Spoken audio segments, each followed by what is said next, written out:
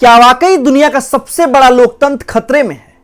क्या दुनिया के सबसे बड़े लोकतंत्र की वास्तव में हत्या हो रही है? यह सवाल एक बार फिर से विपक्ष चीख चीख कर पूछ रहा है। बीजेपी सरकार पर आरोप लगा रहा है कि यह सरकार देश के लोकतंत्र की गला घोंट रही है, चुनाव में धांधली कर रही है। यह किसी भी सूरत में बर्दाश्त नहीं किया जाना चाहिए। आखिर क्या हुआ कि यह सवाल एक बार फिर से तेजी से उछल पड़ा। चंडीगढ़ मेयर इलेक्शन के परिणाम आने के बाद यह सवाल पूछे जाने लगे।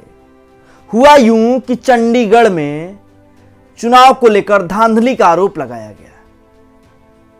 इंडिया अलायंस यानी आम आदमी पार्टी और कांग्रेस ने आरोप लगाया कि बीजेपी ने चंडीगढ़ मेयर चुनाव में धांधली की, लोकतंत्र की हत्या की। ऐसे में आज का दिन काला दिन रहा।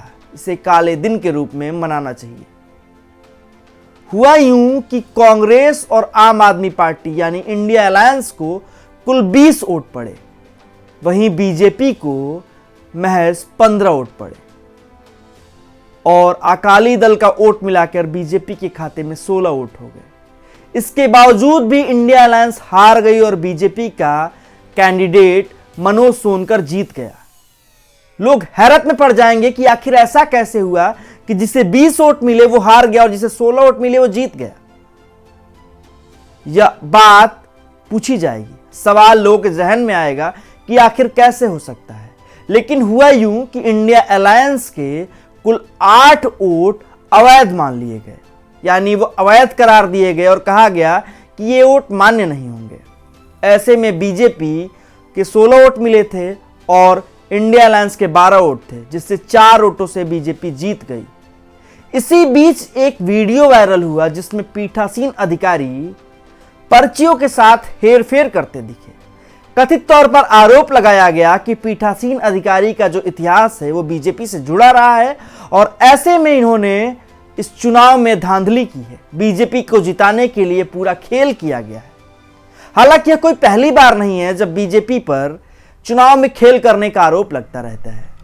इससे पहले ईवीएम के मुद्दे पर लगातार विपक्ष आवाज तो उठाता आता है, लेकिन जमीन पर उतरने की कुव्वत नहीं दिखा पाता। यही वजह है कि बीजेपी के हौसले चुनाव दर चुनाव बढ़ते जाते हैं और लगातार प्रचंड प्रदर्शन देखने को मिलता है।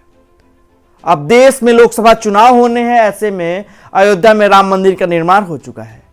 अब बीजेपी इस बात को बताने में लगी हुई है कि देश में राम लहर है। ऐसे में विपक्ष बीजेपी के आगे कहीं टिकने वाला नहीं है। लेकिन असल खेल इस लहर के बीच हो सकती है। विपक्ष चुनाव के बाद इस बात को बहुत तेजी से उठाता है कि ईवीएम में कहीं ना कहीं धांधली हो रही है। चुनाव आयोग की विश्वसनीयता पर सवाल तो उठाए जाते हैं, लेकिन विपक्ष कभी भी जमीन पर उतरकर आंख में आंख मिला सवाल इस कदर नहीं पूछ पाता कि सत्ता को इस बात को सोचने में थोड़ी मजबूर होना पड़े। आज चंडीगढ़ मेयर चुनाव की जो वीडियो वायरल, इसी वीडियो को दिल्ली के मुख्यमंत्री अरविंद केजरीवाल ने ट्वीट करते हुए सवाल उठाया है। उत्तर प्रदेश के पूर्व मुख्यमंत्री अखिलेश यादव ने कहा है न्यायालय को संज्ञान लेना चाहिए और परिणामों को